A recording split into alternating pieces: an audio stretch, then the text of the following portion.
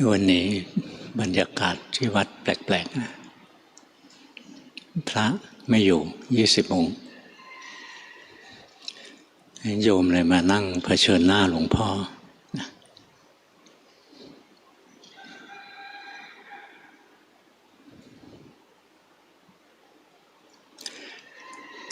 การปฏิบัตินะถ้าได้ยินไหมเสียงข้างหลังได้ยินไหมไม่ได้ยินอ่ะ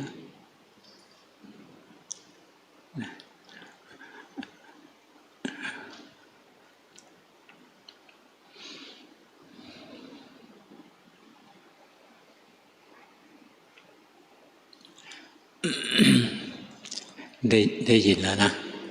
ได้ยินแล้วได้ยินแล้ว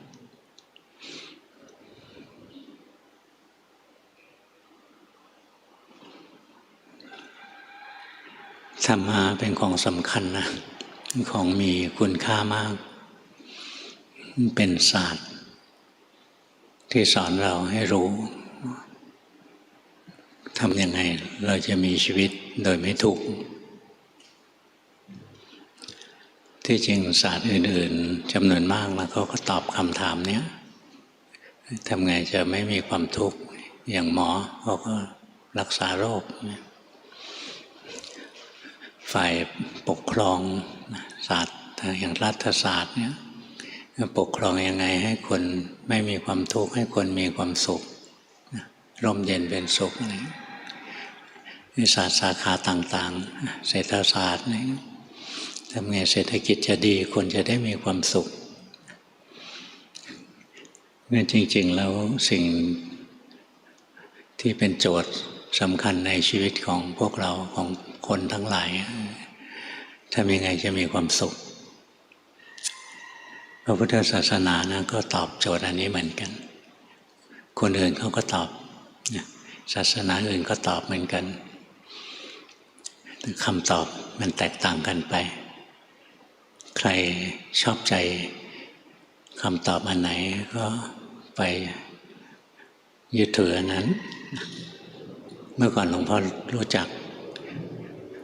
พวกนักฟิสิกส์นะเขาบอกเขาไม่เอานะพุทธังสรณังคัจฉามิธัมมังสรณังคัจฉามิสังฆังสรณังคัจฉามิในใจของเขามีแต่ฟิสิกังสรณังคัจฉามิฟิสิกส์นั้นตอบโจทย์ทุกสิ่งทุกอย่างก็แล้วแต่ความรู้ความเข้าใจนี่ถ้าเราได้ยินได้ฟังคำสอนของพระพุทธเจ้าเราก็ยังไม่ต้องเชื่อท่านไม่ได้สอนให้เราเชื่อแต่ท่านท้าให้เราพิสูจน์พวกเราลองสังเกตดูความทุกข์มันอยู่ที่ไหนความทุกข์ถ้ามันไม่อยู่ที่กายมันก็อยู่ที่ใจก็มีอยู่เท่านี้เองที่มันอยู่นะให้เราเรียนรู้ลงไปที่กายที่ใจท่านสอนบอกทุกข์ให้รู้ทุกข์อยู่ที่กายเรียนรู้ลงที่กายทุกข์อยู่ที่ใจเรียนรู้ลงที่ใจดูสิมันจริงหรือไม่จริง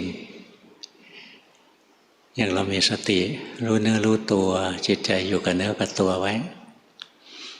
แล้วเราตามรู้ร่างกายของเราไปเรื่อยๆร่างกายหายใจออกรู้สึกร่างกายหายใจเข้ารู้สึกร่างกายยืนเดินนั่งนอนรู้สึกหัดรู้สึกไปเรื่อยๆอย่าเอาแต่ใจลอยเผลอเพลินคิดเรื่องโน้นเรื่องนี้เพลินไปเรื่อยๆให้รู้สึกนะลงที่ร่างกายดูเราจะเห็นนะร่างกายเรานะมันมีความทุกข์บีบคั้นอยู่เสมอแหละนั่งอยู่ก็ทุกข์นะนั่งนานๆเนี่ยเดี๋ยวก็ทุกข์แล้วยืนนานๆก็ทุกข์เดินนานๆก็ทุกข์นอนนานๆยังทุกข์เลยเนี่ยถ้าเรามีสติอยู่กับร่างกายนะเราก็เห็นร่างกายมันมีความทุกข์อยู่ทุกอิริยาบถเลยแล้วทำไมเราต้องขยับตัวต้องกระดุกกระดิกนั่งเฉยๆนั่งนิ่งๆนั่งอยู่ไม่ได้เดี๋ยวมันก็ปวดมันเมื่อย มันเจ็บตรงนั้นตรงนี้เดี๋ยวมันก็คันนะเราก็ต้องขยับ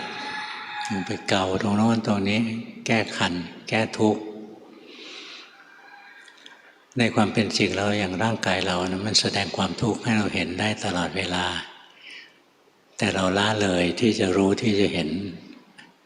เราก็เลยเผลอเพลินนะไม่รู้ความจริงว่าร่างกายนี้มันเป็นตัวทุกข์จริงๆถ้าสติเราละเอียดนะว่องไวพอเนี่ยเราจะเห็นนะร่างกายเนี่ยหายใจเข้าก็ทุกข์นะหายใจออกก็ทุกข์นะลองดูเลยลองหายใจดูนะ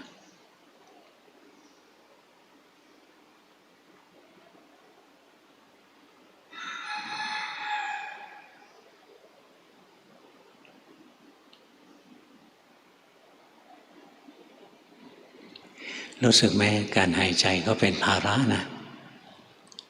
เป็นภาระไม่หายใจก็ไม่ได้พอหายใจเข้านะแล้วไม่หายใจออกก็ไม่ได้นะมันทุกข์หายใจออกแล้วไม่หายใจเข้าก็ไม่ได้มันทุกข์งั้นความทุกข์เนี่ยมันตามบีบคั้นอยู่ทุกลมหายใจเข้าออกเนี่ยแค่เรามีสตินะคอยรู้สึกอยู่ในร่างกายเราไปเรื่อยๆเราจะเห็นในร่างกายนะไม่มีอย่างอื่นหรอกมีแต่ทุกข์ทุกข์มากบ้างทุกข์น้อยบ้างคนซึ่งไม่ได้ฝึกฝนทางจิตใจมองไม่ออกต้องให้ร่างกายเจ็บป่วยมากๆก่อนถึงจะรู้ว่าร่างกายทุกข์เวลาร่างกายยังไม่ได้เจ็บป่วยหนักๆเนี่ยมองไม่ออกว่ามันทุกข์เนี่ยทำไมเราต้องขยับทำไมเราจะต้องเปลี่ยนอิริยาบถทำไมต้องเปลี่ยนจังหวะการหายใจนะหายใจเข้าหายใจออกอะไรทำไมต้องเปลี่ยนไปเรื่อยๆเราเคลื่อนไหวร่างกายเนี่ยเพื่อหนีทุกข์นะความเคลื่อนไหวของร่างกายนะมันปิดบังไม่ให้เราเห็นความทุกข์อย่างเรานั่งนานๆมันทุกข์เราไม่มีสติรู้ว่านั่งนานๆแล้วทุกข์เราก็ขยับตัวพอทุกข์ขึ้นมาปุ๊บก็ขยับตัวความทุกข์มันก็หายไปชั่วคราวนะไอ้ทุกข์ที่แรงๆหายไปนะไปขยับตัวไปสักพักหนึ่งความทุกข์ก็ตามมาบีบคั้นอีกแล้วก็ต้องขยับตัวอีกทีหนึ่งนะดังนั้นการที่เราคอยขยับเนี่ยนะมันปิดบังความทุกข์ของร่างกายในตำรานะก็จะใช้คำว่าอิริยาบถปิดบังทุกข์นะแต่อิริยาบถนะปิดบังทุกข์ของร่างกายส่วนจิตใจนะมันหนีทุกข์โดยการเปลี่ยนอารมณ์นะเปลี่ยนอารมณ์อยู่กับอารมณ์นี้เบื่อแล้วมีความทุกข์แล้วไปหาอารมณ์มันใหม่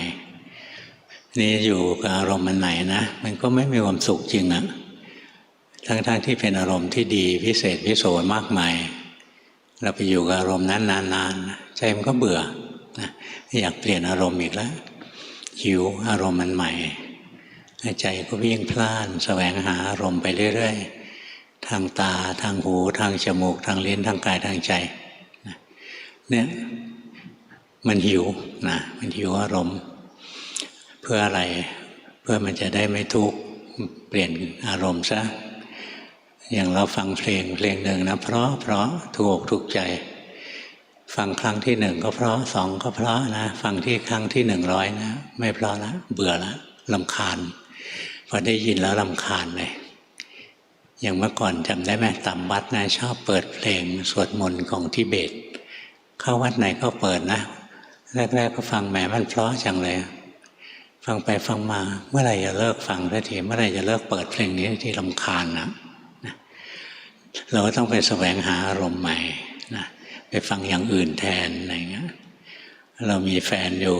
นะอยู่กันหลายปีก็เบื่อแล้วก็อยากหาอารมณ์ใหม่นะเพราะฉะนั้นใจเรานะในความเป็นจริงแล้วมันก็ทุกข์อยู่ตลอดเวลาแหละแต่เราไม่เห็นเพราะเราเปลี่ยนอารมณ์ไปเรื่อยๆนะในการที่เราเปลี่ยนอารมณ์นั้นก็เลยปิดบังไม่ให้เราเห็นว่าจิตใจของเรามีความทุกข์นี่ทำไงเราจะเห็นกายนี้ทุกข์ใจนี้ทุกข์นะให้เรามีสตินะมีสมาธิมีความรู้เนื้อรู้ตัวอยู่ อย่าล่องลอยไปที่อื่นแล้วก็อย่าไปนั่งเพ่งอย่าไปนั่งบังคับมันรู้สึกเอาคำว่ารู้สึกเนี่ยมันเป็นทางสายกลางนะไม่ได้ย่อหย่อนจนกระทั่งหลงลืมสภาวะที่กำลังมีกำลังเป็นแล้วก็ไม่ได้ไปกดข่มบังคับกายบังคับใจรู้สึกเฉยๆรู้สึกไปนะถ้าเรารู้สึกได้นะรู้สึกอยู่ในร่างกายนะไม่นานเราก็จะเห็นนะร่างกายเนี่ยมันมีความทุกข์จริงๆแล้วเราก็ต้องขยับตัวหนีความทุกข์ไปเรื่อยๆเปลี่ยนอิริยาบถหนีความทุกข์ไปเรื่อยๆถ้าเปลี่ยนอิริยาบถไม่ได้นะความทุกข์ก็บีบคั้นรุนแรงมากๆถึงตายเลยนะไม่ต้องนับเรื่องว่าหายใจเข้าแล้วไม่หายใจออกนะแค่นอนเฉยๆนะแล้วกระดิกตัวไม่ได้อย่างคนป่วยติดเตียงพลิกตัวก็ไม่ได้ไม่นานตัวก็เน่านอนหลังแนบเตียงอยู่งั้นนะหลังก็เน่านะเพราะอะไรเพราะมันไม่ได้ขยับนะนี่เราคอยรู้สึกนะเวลาความทุกข์เกิดขึ้นในร่างกายนะก่อนที่เราจะขยับตัวหนีความทุกข์ให้รู้สักหน่อยหนึ่งว่านี่มันทุกข์แล้วนะเราจำเป็นต้องขยับเราก็ขยับนะไม่ใช่ว่าเห็นทุกข์แล้วก็นิ่งๆให้มันทุกข์ไปเรื่อยๆนะไม่ได้มันทรมานตัวเองเราต้องการเรียนรู้ความจริงไม่ใช่ต้องการทรมานตัวเองนะเพราะฉะนั้นเรามีสติไว้นะเวลานั่งอยู่แล้วมันเมื่อยนะให้รู้ก่อนว่ามันเมื่อยแล้วค่อยขยับเดินอยู่แล้วมันเมื่อยนะให้รู้ว่ามันเมื่อยแล้วค่อยขยับเปลี่ยนอิริยาบถนะจะยืนจะเดินจะนั่งจะนอนอะไรนะก่อนจะเปลี่ยนอิริยาบถนะให้รู้ทันทุกข์สักหน่อยหนึ่งอันนี้เป็นการหัดนะในเบื้องต้นเป็นการหัดที่จะรู้ทุกข์ในร่างกายส่วนในจิตใจนะอันนี้มันละเอียดกว่าทางร่างกายมากต้องอาศัยกำลังของสติที่ละเอียดกำลังของสมาธิที่แข็งแรงเราถึงจะเห็นความทุกข์ในใจเกิดขึ้นอย่างหลวงพ่อภาวนานะตั้งแต่เป็นโยมนะหลวงพ่อเห็นว่าตาเห็นรูปจิตก็ทุกข์หูได้ยินเสียงจิตก็ทุกข์จมูกได้กลิ่นลิ้นกระทบรสกายกระทบสัมผัสใจกระทบความคิดจิตก็ทุกข์มันทุกข์ยังไงสังเกตไหมขณะที่ตาเห็นรูปเนี่ยถ้าจิตเราไวพอนะสติเราไวแล้วจิตเรามีสมาธิมากพอนะขณะที่ตาเห็นรูปนะ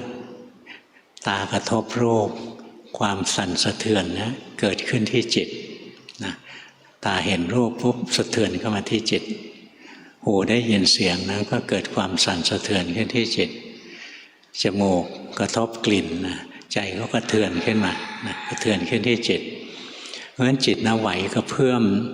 ตลอดเวลาที่มีผัสสะนะแล้วเห็นโอ้ยมันทุกข์จังเลยมันเป็นภาระเหลือเกินตรงนี้ใครเคยเห็นยกมือให้หลวงพ่อดูซิเห็นไหมตาหูจมูกลิ้นกายใจกระทบอารมณ์แล้วมันสะเทือนเข้ามาที่จิตใจนายยกมือหน่อยยกสูงๆหน่อยโอ้ได้เยอะนะใช้ได้ในคนที่อยู่กลางๆนะที่ยกมือตะเกียมีใครนะมีใครบ้างยกมือเอาละคน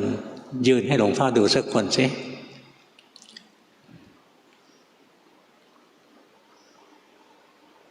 ใช้ได้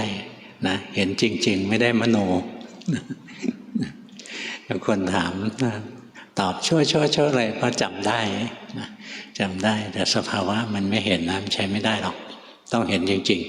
ๆเพราะฉะนั้นทุกครั้งที่ตาหูจมูกลิ้นกายใจกระทบอารมณ์นะนี่มันมีผัสสะนะมันจะเกิดความสะเทือนขึ้นที่ใจจิตใจต้องทำงานแล้วแล้วจิตใจมันก็ต้องทำงานทั้งวันเพราะผัสสะมีทั้งวันนะมันก็เทือนทั้งวันนะแล้วมันมีความสุขตรงไหนนะเนี่ยดูไปเรื่อยๆนะโอ้ยจิตใจนี้ไม่เห็นมันดีตรงไหนเลยมีแต่ความทุกข์ทั้งนั้นเลยนะกระเทือนแรงๆบ้างกระเทือนเบาๆบ้างนะมีแต่ทุกข์ทั้งนั้นเลยเนี่ยดูของจริงนะไม่ใช่คิดเอาหัดดูไปเรื่อยๆต่อไปปัญญามันก็เกิดเมื่อรู้ความจริงร่างกายนี้ไม่มีอย่างอื่นหรอกมีแต่ทุกข์ เพียงแต่บางทีก็ทุกข์มากบางทีก็ทุกข์น้อยจิตใจนี้ก็ไม่มีอย่างอื่นหรอกมีแต่ทุกข์บางทีก็ทุกข์มากบางทีก็ทุกข์น้อยนะนี่เราค่อยๆเรียนค่อยๆสังเกตไปพระพุทธเจ้าบอกทุกข์ให้รู้นะเนี่ยวันนี้สอนวิธีรู้ทุกข์แบบหนึ่งนะรู้ได้เยอะแยะวิธีการ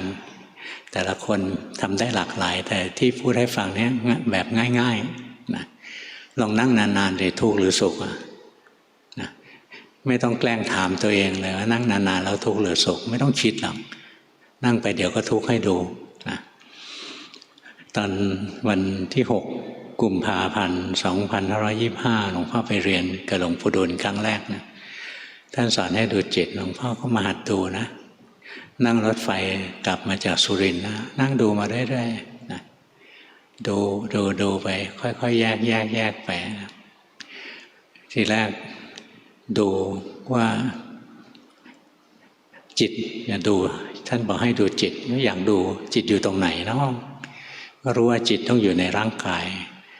แล้วกำหนดจิตลงไปที่ผมในผมไม่มีจิตนะขนเล็บฟันหนังเนื้อเอ็นกระดูกไม่มีจิตอยู่ในร่างกายแต่ไม่ได้อยู่ตรงไหนของร่างกายนะหรือจิตอยู่ในเวทนาเนี่ยว่าจิตอยู่ในเวทนาหรือเปล่าหลวงพ่อก็ทำใจสบายทำสมาธิจิตมีความสุขแล้วก็ดูลงไปในความสุขนะความสุขก็ดับก็ไม่เห็นมีจิตหรือจิตอยู่ในความทุกข์อันนี้นั่งนิ่งๆทำจิตให้ทุกข์ไม่เป็นนะทำจิตให้สุขเป็นไม่ทำจิตให้ทุกข์ไม่เป็นแล้วดูทุกข์ของกายนั่งไม่กระดูกกระดิกนะรถไฟมันก็โยกไปแฝงไปแฝงมานั่งนิ่งๆดูไปโอ้ยมันเมื่อยนะมันปวดมันเมื่อยนะดูลงไปในความปวดความเมื่อยความปวดความเมื่อยหายก็ไม่เจอจิตนะแต่รู้อย่างหนึ่งแล้วว่าร่างกายเนี่ยถ้าไม่เคลื่อนไหวแล้วมันทุกข์ความทุกข์มันจะเด่นขึ้นมานะถึงได้เอามาบอกพวกเราเนี่ยว่าการที่ร่างกายเราเคลื่อนไหวนะมันปิดบังไม่ให้เราเห็นความทุกข์ในร่างกายนะอันนี้ไม่ได้พูดถึงว่าทุกข์แบบเจ็บป่วยทุกข์แบบถูกเขาตีหัวอะไรเงี้ยนะทุกข์แบบเขาตีหัวเอาหรือป่วยไข้นะถึงขยับตัวมันก็ไม่หายนะอันนี้เป็นทุกข์พื้นทุกข์ตอนที่ยังไม่ได้เจ็บป่วยอะไรพิเศษนะอยู่เฉยๆเงี้ยถูกแต่ถ้าเราไม่สบายเห็นไหมคนไม่สบายมากๆพลิกไปพลิกมาตลอดเวลารู้สึกไหมเคยเจอไหมเวลาไม่สบายหนักๆนะดิ้นไปทางโน้นดิ้นไปทางนี้ถามว่าดิ้นหาสวรรค์วิมานอะไรอ่ะไม่ได้ดิ้นหาสวรรค์วิมานนะมันดิ้นหนีทุกข์แต่ต้องมันหนีไม่รอดนะเพราะมันป่วยมากแล้วเพราะจริงๆแล้วการที่เราขยับร่างกายเนี่ยนะเพื่อหนีทุกข์เมื่อเราคอยรู้สึกอยู่ที่ร่างกายได้ๆนะต่อไปเราก็จะไม่ถูกหลอกลวงด้วยการขยับร่างกายเราจะเห็นนั่งอยู่ก็ทุกข์นะพอรู้ว่าทุกข์แล้วก็ขยับไปหิวข้าวก็ทุกข์นะก็รู้ว่าทุกข์นะแล้วก็ไปกินข้าวกินมากไปก็ทุกข์นะท้องแน่นก็ทุกข์นะไม่ออกก็ทุกข์มากไปไม่เลิกก็ทุกข์อีกนะดูลงมาอย่างเงี้ยมีสติรู้สึกอยู่กับร่างกายเงี้ยความทุกข์มันจะเยอะแยะไปหมดเลยนะมีตั้งแต่ทุกข์ประจำวันอย่างปวดปวดฉี่อะไรเงี้ยทุกข์ธรรมดาหิวข้าวนะบางทีก็มีความทุกข์เพราะความหนาวความร้อนนะทุกข์เพราะสิ่งอื่นมากระทบถูกมดกัดถูกงูกัดอะไรเงี้ยนะหรือทุกข์เพราะเจ็บป่วยนะเนี่ยเฝ้ารู้เฝ้าดูนะร่างกายเนี้ยเป็นที่ตั้งของความทุกข์อันมากมายเฝ้าดูไปเรื่อยๆแล้วความหลงว่าร่างกายของเราเป็นของดีของวิเศษนะมันก็จะหมดไปมันจะเห็นความจริงร่างกายนี้ไม่ดีหรอกกายนี้มีแต่ทุกข์นะส่วนทางจิตใจเราคอยสังเกตไปจิตใจเราพอกระทบอารมณ์นะเกิดความรู้สึกสุขบ้างเกิดความรู้สึกทุกข์บ้างนะเกิดอารมณ์ที่ดีบ้างนะเกิด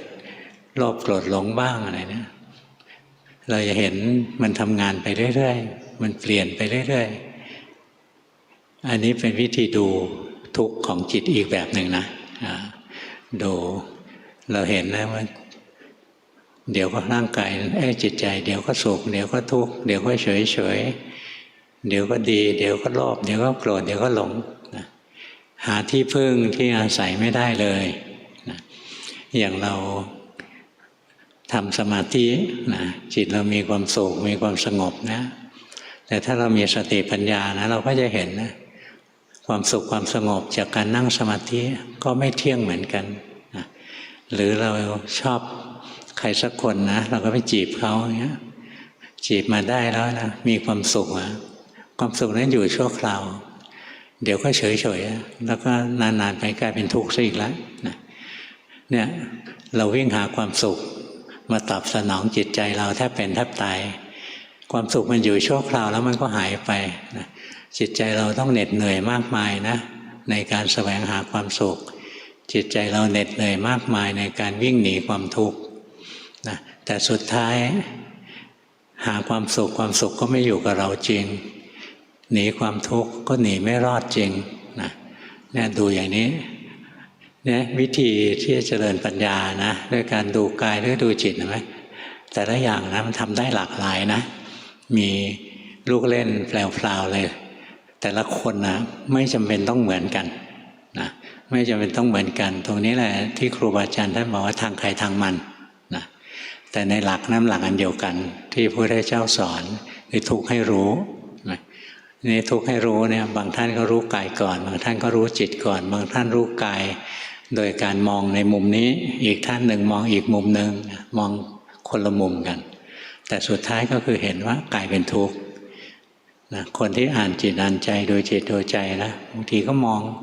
นะใจเที่ยวหิวอารมณ์ไปเรื่อยๆก็ทุกข์นะใจเกลียดอารมณ์นี้ก็ทุกข์นะอย่างนี้ก็เห็นจิตใจมีทุกข์นะหรือถ้าละเอียดขึ้นนะตาหูจมูกลิ้นกายใจกระทบอารมณ์ใจก็กระเทือนขึ้นมาอันนี้ก็ทุกข์แล้วนะเป็นทุกข์ที่ประณีตมากเลย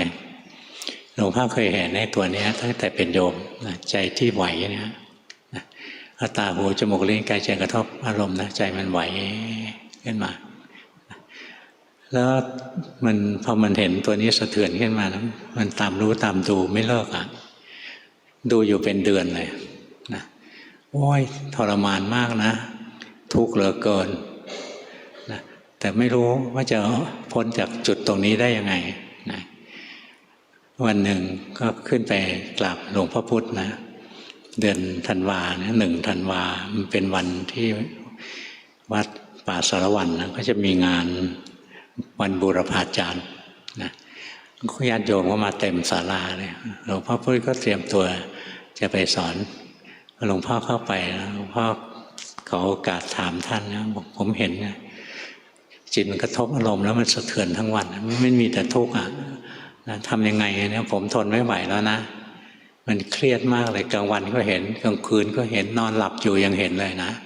เพราะจิตมันเอาเรื่องอ่ะมันไม่ยอมมันกัดไม่ปล่อยนะมันดู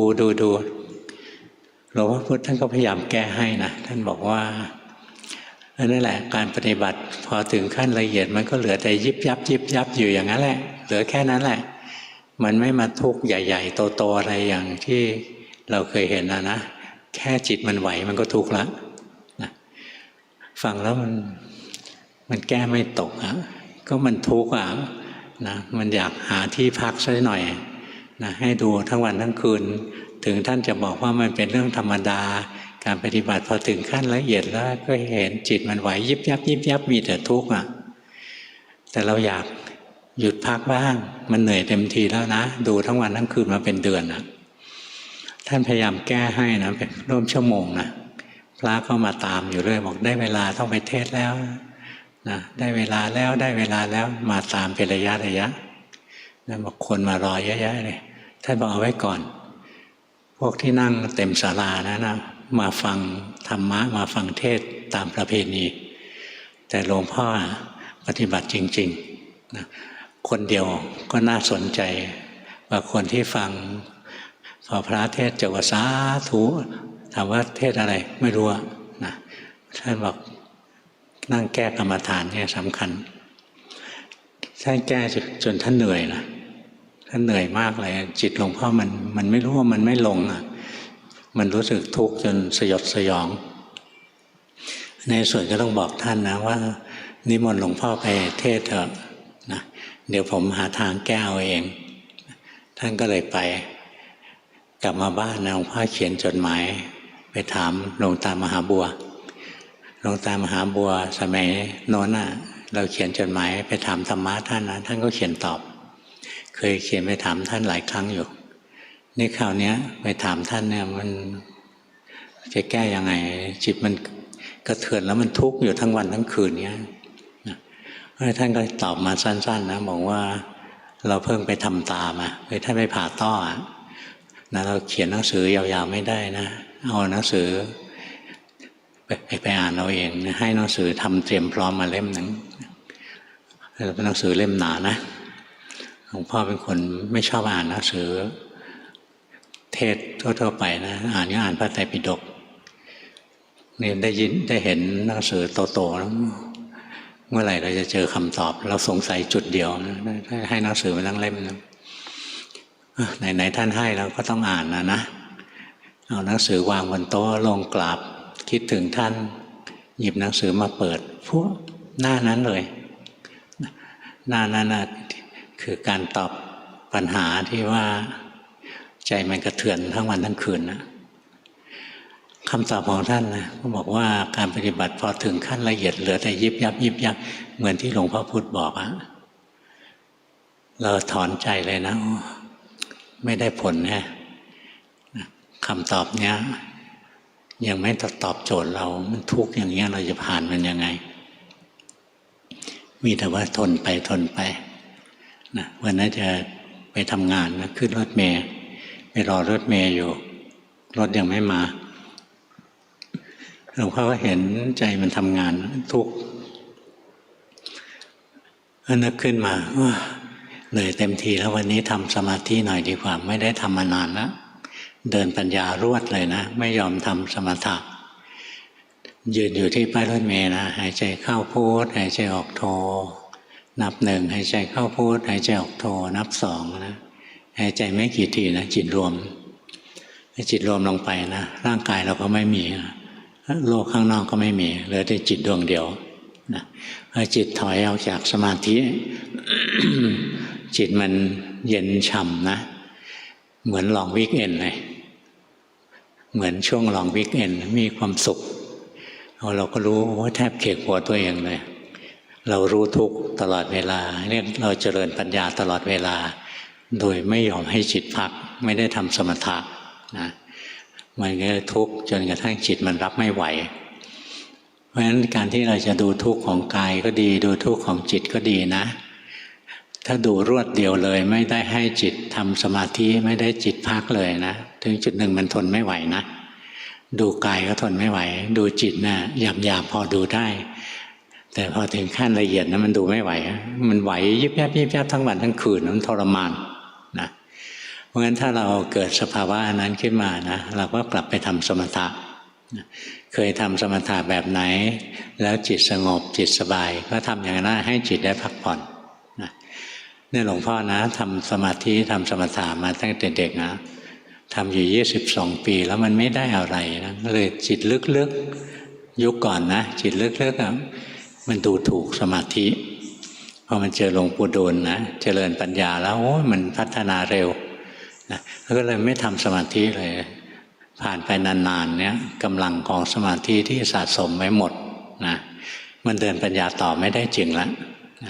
เกิดสภาวะแบบนี้ผิดพลาดแบบนี้หลายครั้งนะเกิดอย่างนี้หลายครั้งเพราะงั้นเลยเอามาเตือนพวกเรา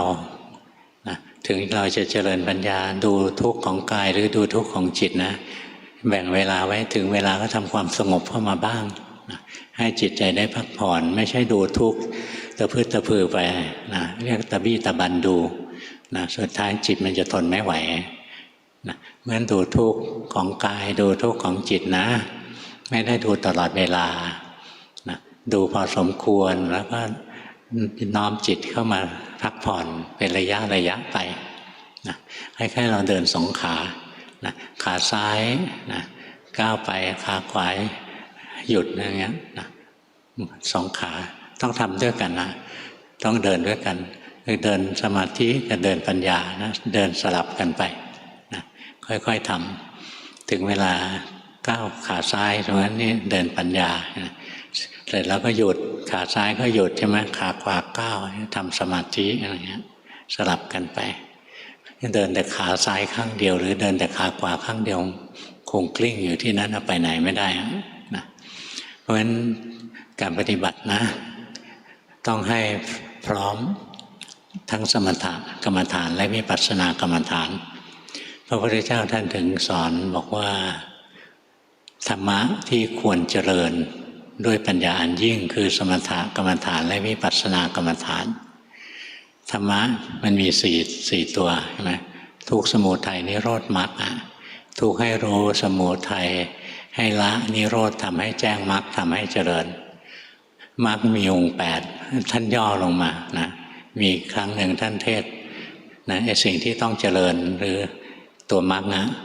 คือสมถกรรมฐานและวิปัสสนากรรมฐานแต่ต้องเจริญด้วยปัญญาอันยิ่งไม่ใช่เจริญส่งเดชมั่วซั่วเจริญด้วยปัญญาอันยิ่งนะก็คือมีสัมปชัญญะรู้ว่าตอนนี้ควรทำสมถะตอนนี้ควรเจริญปัญญาในนี้ต้องรู้นะเวลาทำสมถะก็ไม่หลงไปทำวิปัสสนา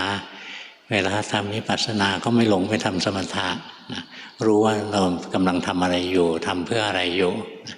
อย่างนี้เรียกว่าเราทำด้วยปัญญาอันยิ่งนะทำสมถะทำวิปัสสนาโดยมีสัมปชัญญะนะเป็นตัวปัญญาคอยกำกับว่าตอนนี้เราควรจะทำอะไรทำเพื่ออะไรจะทำอย่างไรทำแค่ไหนไม่หลงไม่ลืมที่จะทำนะแล้วค่อยๆทำไปนะแล้วเราจะค่อยเจริญขึ้นเจริญขึ้นยากไหมทดลองนั่งสินั่งนานๆนั่งไปแล้วดูสิสุขหรือทุกข์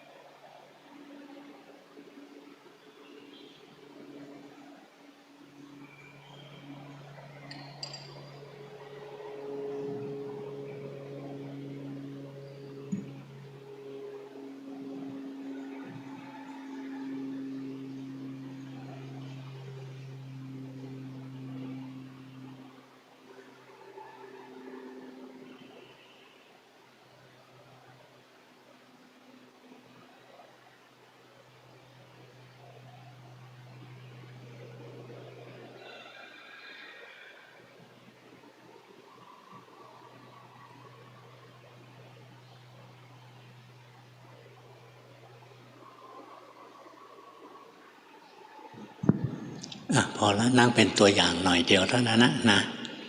รู้สึกไหมว่ามันทุกข์ใครเห็นบ้างยกมือให้ดูหน่อยสิ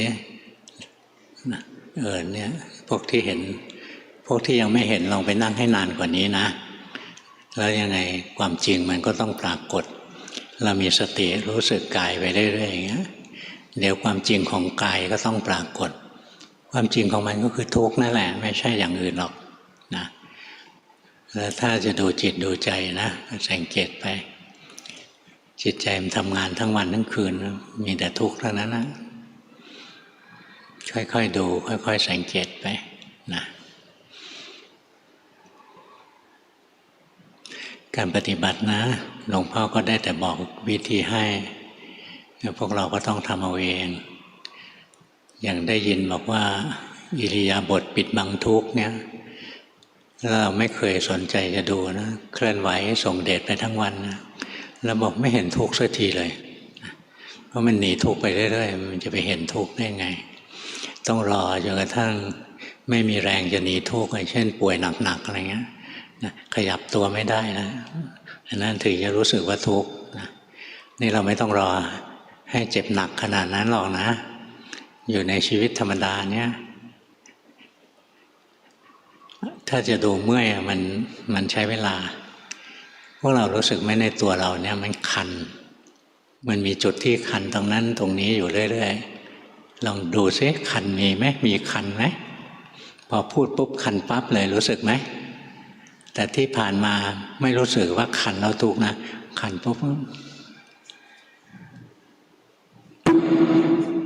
อย่างเงี้ยนะขยับเหมือนลิงอะเมื่อกี้นี้หลวงพ่อเห็นเยอะเลยนะนั่ง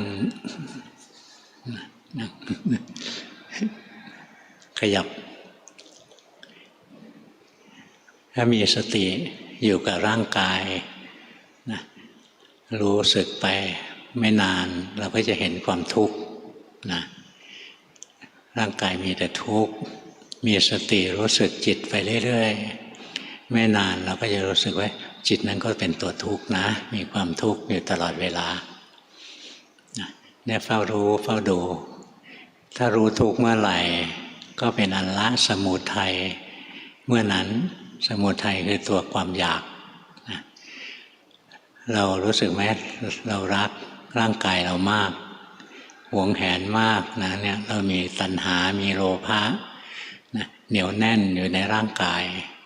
นะอยากให้มันมีแต่ความสุขอยากให้มันอายุยืนอยากให้มันแข็งแรงเลยนะสารพัดจะอยากเลยเพราะอะไรเพราะเรารักมันมากแต่ถ้าเรามีสติรู้สึกกายมากๆนะเราจะรู้สึกว่ากายนี้มันตัวทุกข์นะพอรู้ว่ากายมันเป็นตัวทุกข์นี่เรียกว่ารู้ทุกข์ละมันก็จะละความอยากละตัณหาละโลภะละราคะมีชื่อเยอะเลยหลายแบบมันก็ไอ้ตัวเดียวกันนั่นแหละคือไอ้ตัวราคะนะความรักใคร่หวงแหนนะอย่างเรายึดกายมากเพราะเราเห็นว่ากายเป็นตัวสุขเป็นตัวดีนะเรามีสติรู้สึกอยู่ในกายเนืองๆกายนี้เป็นตัวทุกข์เนี่ยความรักใคร่หวงแหนในร่างกายก็จะลดลงจนกระทั่งวันหนึ่งมันไม่ยึดถือในร่างกายร่างกายแก่ก็เป็นร่างกายแก่ไม่ใช่เราแก่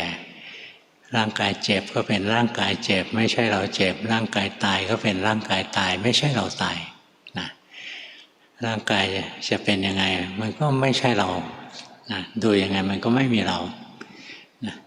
แล้วก็ใจมันไม่รักใคร่หวงแหนเมื่อรู้ทุกข์เมื่อไหร่ก็ละความรักใคร่ผูกพันคือละสมุทัยเมื่อนั้นละความรักใคร่ผูกพันก็หมดความยึดถือนะจิตก็วางไม่ยึดไม่ถือนะตัวนั้นนะเป็นตัวนิโรธนะวางนะนิโรธมี5ระดับนะนิโรธ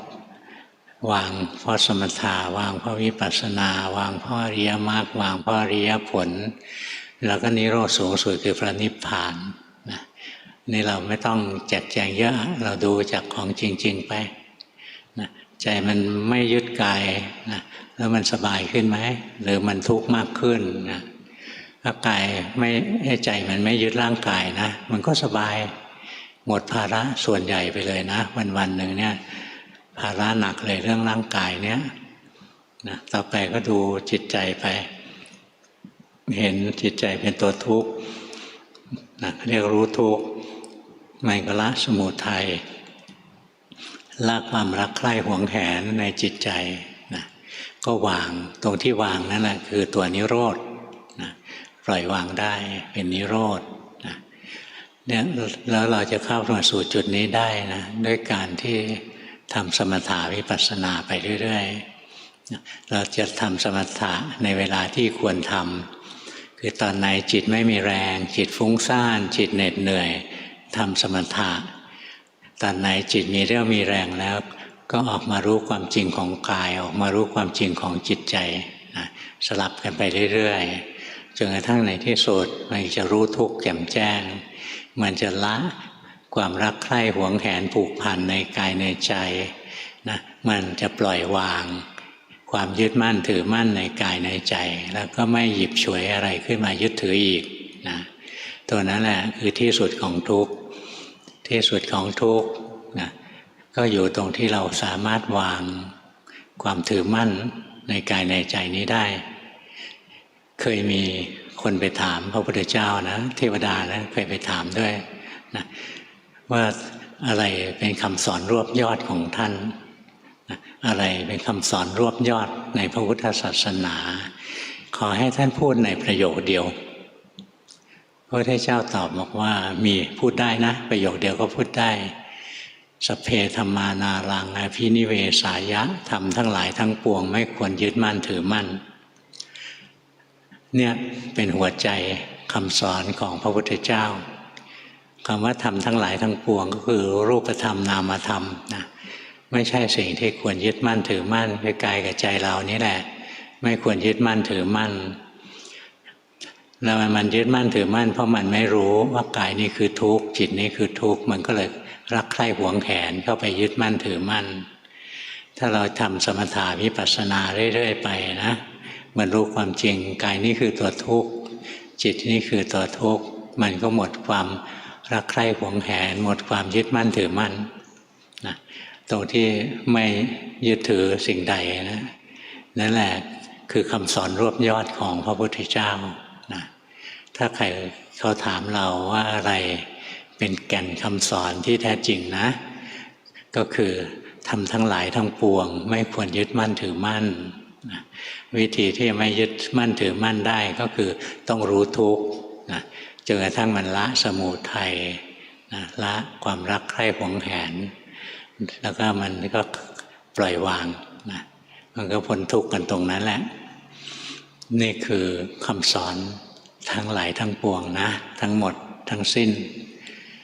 ที่สำคัญนะเป็นแก่นคำสอนของพระพุทธเจ้านะถ้าหมดความยึดมั่นถือมั่นในกายเราจะไม่ทุกข์เพราะกายทุกข์แต่เราไม่ทุกข์หมดความถือมั่นในจิตใจนั้นคราวนี้ไม่มีที่ตั้งของความทุกข์อีกต่อไปแล้วและจิตใจก็ไม่ใช่เรามันจะไปทุกข์นะมันทุกข์อยู่ในอากาศมันไม่เกี่ยวอะไรนะจิตใจเข้าถึงสันติสุขสันติสุขก็คือคำว่านิพพานนั่นแหละสันติคือนิพพานนิพพานเป็นบรมสุขนะเป็นสุขที่ไม่มีสิ่งใดเสียดแทงความสุขในร่างกายเป็นสุขที่ถูกเสียดแทงนะสุขแป๊บเดียวก็ถูกบีบคั้นจนทุกข์อีกแล้วความสุขในจิตใจก็มีความเสียดแทงนะเนี่ยถ้าเราภาวนาดีๆเราจะเห็นเวลาจิตมีความสุขก็ทุกข์นะเพราะงั้นทำเอานะจนวันหนึ่งเราจะไปสู่จุดที่ว่าเราไม่ยึดมั่นถือมั่นในธรรมะทั้งปวงทั้งรูปธรรมทั้งนามธรรมทั้งกายทั้งใจนี้นิพพานก็ไม่ใช่เป็นที่ตั้งของความยึดมั่นถือมั่นนะเพราะถ้ายังยึดมั่นถือมั่นก็ไม่เจอนิพพานถ้าหมดความยึดมั่นถือมั่นนะก็เจอนิพพานงั้นนิพพานเป็นอนัตตานะแล้วก็ไม่เป็นที่ตั้งของความยึดมั่นถือมั่นด้วยสิ่งที่เป็นที่ตั้งของความยึดมั่นถือมั่นได้ก็กายกับใจของเรานี่แหละขันธ์ห้านี่แหละวันนี้เทศน์ให้ฟังเท่านี้นะเนี่ยเทศทีไรยากทุกทีอ่ะทนเอาหน่อยนะ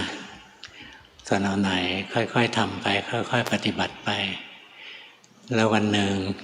จะเข้าใจสิ่งที่หลวงพ่อพูด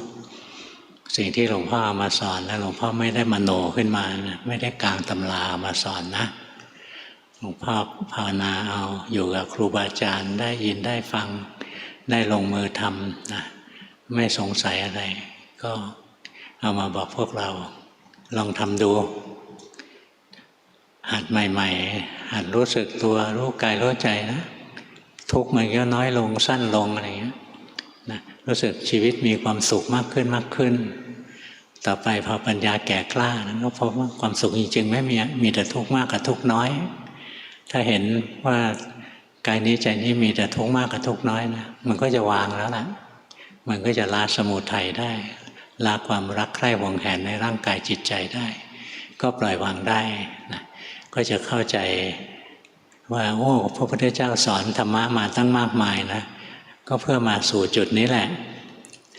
สอนเราจนกระทั่งเห็นว่าสิ่งทั้งหลายทั้งปวงนะไม่ควรยึดมั่นถือมั่นนะก็มาสู่จุดนี้แหละที่ทุกข์ก็เพราะยึดนั่นแหละนะที่เข้าไปยึดก็เพราะอยากที่อยากก็เพราะโง่ไม่เห็นทุกข์นะก็แค่นั้นแหละคำว่าอวิชชาวิชชาคือโง่ไม่รู้ทุกข์นะเทศให้ฟังเท่านี้นะพอสมควรต่อไปส่งกันบ้านเนี่ยระบบซูมมันดีตรงนี้นะวันนี้8 คนเนี่ย เป็นคนที่มาส่งกันบ้านจากต่างประเทศเนี่ย3 คนสมัครเข้ามาได้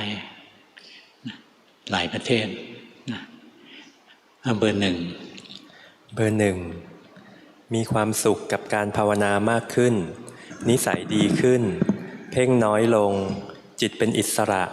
แต่จิตไม่ค่อยมีกำลังเห็นนิสัยตัวเองมากขึ้นในรูปแบบอยู่กับลมหายใจเป็นหลักชอบบังคับลมในชีวิตประจำวันคอยรู้สึกตัวไม่ทิ้งร่างกายชอบเปรียบเทียบมีมานะคอยรู้ทันอยากลองนั่งให้หลวงพ่อดูค่ะนั่งไป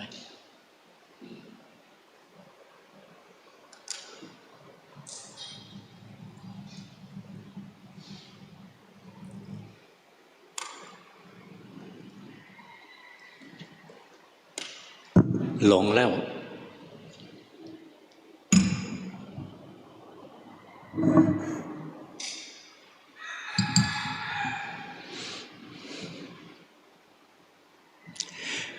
เบอร์ 1ดีนะแต่ต้องปรับนิดหนึ่งตอนที่นั่งเนี่ยเรายังแต่งจิตให้สบายๆนิ่งๆสบายๆตัวนี้ดูออกไหมมันแกล้งแต่งจิตขึ้นมานะไม่เอานะเดี๋ยวนี้ใส่เสียพอเริ่มนั่งก็ทำจิตแหมมีความสุขสบาย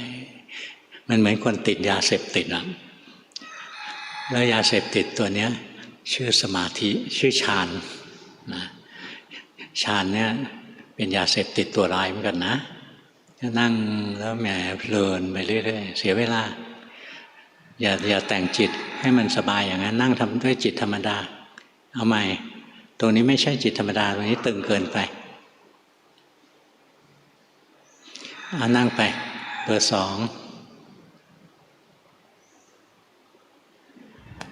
เบอร์ 2ทุกวันเช้าเย็นสวดมนต์นั่งสมาธิหายใจเข้าพุทธออกโทและเดินจงกรมเห็นรูปเดินรู้สึกในชีวิตประจำวันถือศีล 5เห็นรูปเคลื่อนไหวรู้สึกรู้เร็วขึ้นแต่ก็ยังหลงหลวงพ่อบอกว่าติดนิ่งปัจจุบันเห็นกิเลสความอยากได้อยากเด่นมีความขยันในการฝึกและรู้สึกว่าจิตเห็นถูกเข้าใจถูกมากขึ้นขอคำแนะนำค่ะถูกแล้วนะ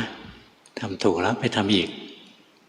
ทำจนกระทั่งมันรู้แจ้งนะตอนนี้มันรู้แล้วนะดูจนมันรู้แจ้งเห็นจริงใช้ได้นะดีเห็นกิเลสตัวไหนเด่นๆบ้างดูออกไหมถ้ารู้ทันกิเลสก็ใช้ได้แล้วไปทำต่อนะที่ทำอยู่ดี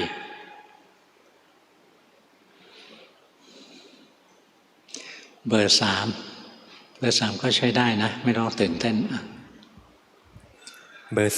3ปฏิบัติในรูปแบบทุกวันรักษาศีล 5รู้สึกตัวระหว่างวันบ่อยๆเห็นว่าร่างกายยกน้ำดื่มไม่ใช่เราแต่เห็นแวบเดียวรู้ว่าอิจฉาแต่บอกตัวเองไม่ได้ว่าเป็นสภาวะไหนแล้วคำที่หลวงพ่อสอนว่างงก็รู้ว่างงก็ขึ้นมาเลยหลวงพ่อบอกว่าจิตยังออกนอกอยู่หน่อยๆตอนนี้เข้าฐานบ้างหรือยังคะเข้าแล้วล่ะนะภาวนาได้ดีนะอย่ารักษามันนะมันออกนอกฐานรู้ทันมันเข้ามารู้ทันออกข้างนอกก็ไม่ต่อต้านมันไม่ต้องไปแก้มันเข้ามาถึงฐานก็ไม่ต้องไปรักษามันนะปล่อยให้มันทำงานเรามีสติตามรู้อย่างที่มันเป็นนะตรงนี้ไม่ใช่ตรงนี้ตึงเกินไปนะไปรวบจิตเข้ามานะไม่รวบขณะนี้จิตไม่เป็นธรรมชาติเรารู้สึกไหมมันแน่นนะเราคุยกับหลวงพ่อแล้วแน่นนะเป็นเรื่องปกตินะเป็นทุกคนเลยแน่มาจากไหนแล้วเจอกับหลวงพ่อตัวแข็งนะทำถูกแล้วเบอร์ 1ยังติดยาเสพติดอยู่นะเบอร์ 1ถอยออกมาจิตมันเข้าไปจมแช่ดื่มด่ำอยู่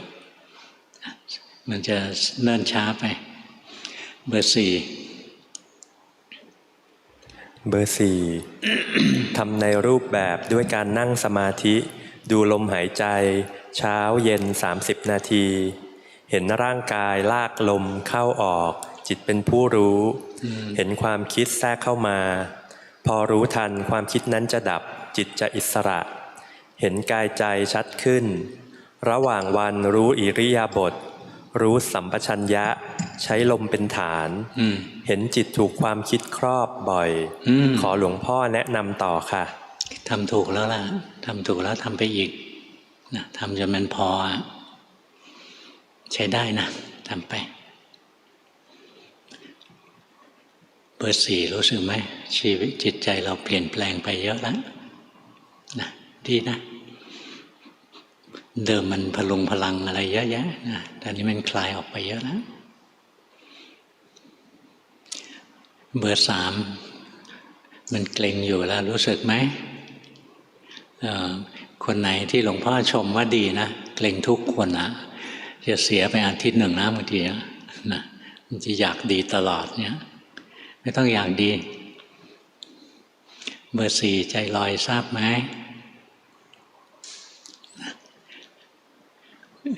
รู้สึกอยู่กับวิหารธรรม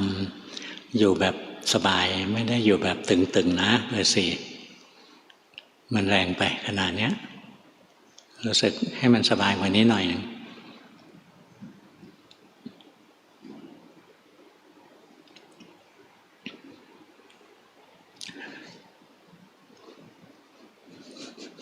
มันไปแต่งขึ้นมารู้สึกไหมกำหนดจิตด้วยความชำนิชำนาญมีความสุขแล้วออกมานะเราไปแต่งนะเนี้ยใช้ใจปกติใช้ใจธรรมดาดีก็ได้ไม่ดีก็ได้แล้วก็รู้อารมณ์รู้กรรมฐานของเราไปด้วยจิตใจปกตินะ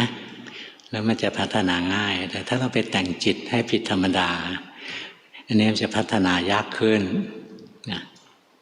แล้วจิตเราจะนิ่งๆผิดความเป็นจริงไปตรงนี้หลงทราบไหมเบอร์ 4ขยับอย่างเงี้ยรู้สึกเก่งทางรู้สึกกายนะนั้นรู้สึกกายไว้รู้สึกกายแล้วดีนะจิตใจคลายออกนี่พยายามจะรู้สึกจิตนะยิ่งแน่นเข้าไปไม่ดีรู้สึกกายเป็นฐานไหมเบอร์ 5เบอร์ 5เมื่อต้นปีร่างกายไม่สบายมากเห็นจิตกลัวตายจิตกระวนกระวายควานหาที่เกาะถ้าจะตายจริงก็ไม่รู้ว่าควรทำอย่างไรทำรูปแบบทุกวันเห็นกายเห็นใจต่างก็ทำงานระยะนี้เหมือนจิตไม่ค่อยพัฒนาปฏิบัติผิดพลาดหรือติดขัดตรงไหนไหมคะไม่ติดขัดนะไม่ผิดพลาดหรอกมันไม่พัฒนาให้เราเห็นทุกวันหรอกค่อยๆทำไปแล้วเวลาเจ็บหนักจะตายดูลงไปแล้วใครตายร่างกายมันตายหรือจิตมันตายค่อยดูไปนะจิตเป็นคนรู้คนเห็นมันไม่ได้ตายด้วยหรอกมันเป็นคนรู้คนเห็นไปร่างกายมันก็ตายไปดูเรื่อยๆนะเห็นร่างกายมันไม่ใช่เราหรอกดูบ่อยๆพอใจมันยอมรับได้ร่างกายไม่ใช่เราเวลาไม่สบายมากเลยมันจะไม่ทุรนทุรายที่มันทุรนทุรายเพราะมันอยากให้ร่างกายหายเจ็บหายไข้แข็งแรงอยู่นานๆนะมันอยากตัวเนี้ยแล้วความจริงของร่างกายคือมันต้องเจ็บต้องไข้ต้องแก่ต้องตายอะไรเงี้ยนะดูไปเรื่อยๆคนที่เจ็บก็คือร่างกายเจ็บไม่ใช่เราเจ็บคนที่แก่คือร่างกายแก่ไม่ใช่เราแก่นะคนที่ตายเป็นร่างกายมันตายไม่ใช่เราตายดูอย่างนี้บ่อยๆนะแล้วมันจะพัฒนาขึ้นเบอร์ 6เบอร์ 6ปฏิบัติในรูปแบบโดยดูร่างกายหายใจในวันที่ฟุ้งซ่านมากจะเพิ่มบริกรรมพุทโธในชีวิตประจำวันจะดูกายใจทำงานเท่าที่ดูได้เริ่มเห็นไตรลักษณ์ส่วนใหญ่ในมุมอนัตตาบางครั้งก็เห็นจริงๆบางครั้งก็มีการคิดนำกราบขอคำแนะนำค่ะถูกแล้วล่ะนะทำไป แต่จิตมันฟุ้งนะมันฟุ้งในธรรมะมากไปหน่อยไม่ต้องอยากรู้อยากเห็นธรรมะอะไรมากมายนะอยู่กับปัจจุบันไปเรื่อยๆรู้สึกกายในปัจจุบันรู้สึกถึงจิตใจในปัจจุบันส่วนจะรู้จะเห็นจะเข้าใจอะไรเมื่อไรนะเป็นเรื่องของจิตไม่ใช่เรื่องของเรานะอย่าหวังผลมันจะได้ไม่รีบร้อนถ้าไม่รีบร้อนนะใจเราจะได้สบายมีสมาธิถ้ารีบร้อนลุกลี้ลุกลนใจจะวุ่นวายนะภาวนาไปสบายๆนะไม่ต้องรีบไม่ขี้เกียจแหละแต่ไม่รีบนะ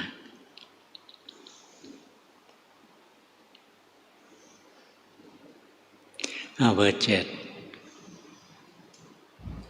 เบอร์ 7ปฏิบัติในรูปแบบโดยการนั่งสมาธินิ่งๆทุกวันดูลมหายใจบ้างดูเวทนาทางกายบ้างรู้สึกว่าจิตฟุ้งซ่านเป็นประจำไม่ค่อยเห็นเวทนาในระหว่างวันก็เห็นว่าฟุ้งซ่านรู้สึกถึงลมที่เกิดขึ้นในหน้าอกเมื่อเรอออกมาแล้วรู้สึกสบายเคยมีจิตสงบบ้างเจริญปัญญาได้บ้างขอหลวงพ่อช่วยแนะนำด้วยค่ะ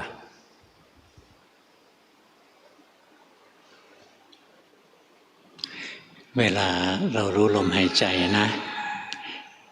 เราขยายความรับรู้ของเราออกมาหน่อยเห็นร่างกายหายใจนะเห็นร่างกายหายใจอยู่เห็นร่างกายนั่งอยู่นะเห็นร่างกายเคลื่อนไหวอยู่ไม่ใช่ไปจ้องตัวลมนะ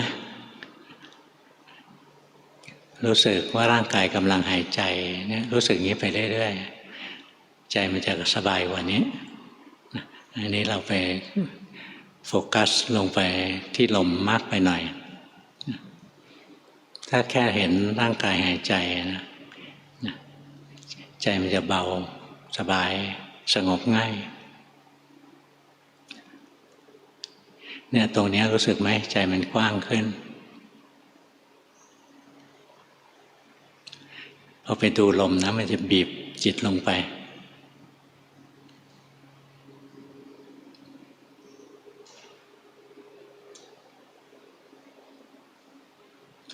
เนี่ยรู้สึกอย่างนี้นะรู้สึกไป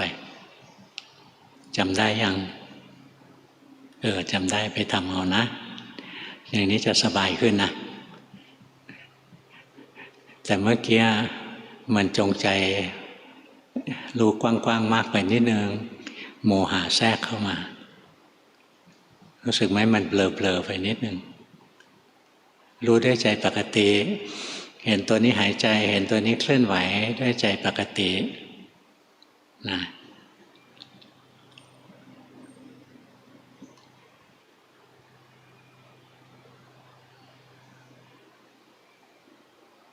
รู้สึกอย่างนี้นะแล้วเราจะเห็นนะร่างกายนี้ก็ถูกรู้ไม่ใช่เราจิตใจก็ทำงานได้เองไม่ใช่เราเบอร์ 8เบอร์ 8ดีนะใช้ได้เบอร์ 8ไม่ต้องตื่นเต้นเบอร์ 8ในรูปแบบนั่งสมาธิหายใจเข้าพุทออกโทเช้าเย็นครั้งละ 15-30 นาทีระหว่างวันดูร่างกายเคลื่อนไหวและบริกรรมพุทโธเห็นมีตัวเราอีกคนอยู่ข้างในคอยดูร่างกายเคลื่อนไหวดีบางครั้งเห็นร่างกายนี้ไม่ใช่ตัวเราเห็นกิเลสผุดขึ้นกลางอกที่เห็นอยู่เห็นจริงหรือคิดเองครับเห็นจริงนะภาวนาได้ดีเฉลยถูกใจหลวงพ่อเลยนะภาวนาจิตมันเดินมาได้ดีแล้วดีเก่งทำอีกนะทำถูกแล้วไม่ต้องแก้อะไรนะทำไปปกติอย่างนี้แหละดีมากๆเลยเบอร์ 1เบอร์ 1ลืมตาสิภิกษุทั้งหลายเธอจงลืมตาขึ้นมาดูโลกอันวิจิตรดุจราชรถทรงของพระราชาอย่าไปมุดอยู่ข้างในออกมาอยู่ข้างนอกนี่นะให้กระทบอารมณ์ไปเห็นความเปลี่ยนแปลงไป พอน้อมไปอย่างนั้นมันก็ไปอยู่อย่างนั้นนานๆนะเสียเวลาเอาไว้พักผ่อนเป็นครั้งเป็นคราวแต่ไม่ใช่อยู่ตรงนั้นแล้วมันจะดีนะมันเป็นที่นอนพักพอสมควรแล้วก็ออกมาเจริญปัญญานี่เบอร์หนึ่งอะเจริญปัญญาพอสมควรแล้วจิตมันจะเริ่มฟุ้งก็กลับไปทำความสงบใหม่นะเวลาทำความสงบก็ใช้ใจที่ปกติไม่ดัดแปลงจิตใจตัวเองนะใช้ใจปกติรู้ลมหายใจไปสงบก็ช่างไม่สงบก็ช่างนะเดี๋ยวมันสงบเองอะถ้าอยากสงบเร็วก็จะไปแต่งจิตที่ทำนั้นมันเลยกลายเป็นการแต่งจิตนะอย่าแต่งจิตรู้ไปสบายๆ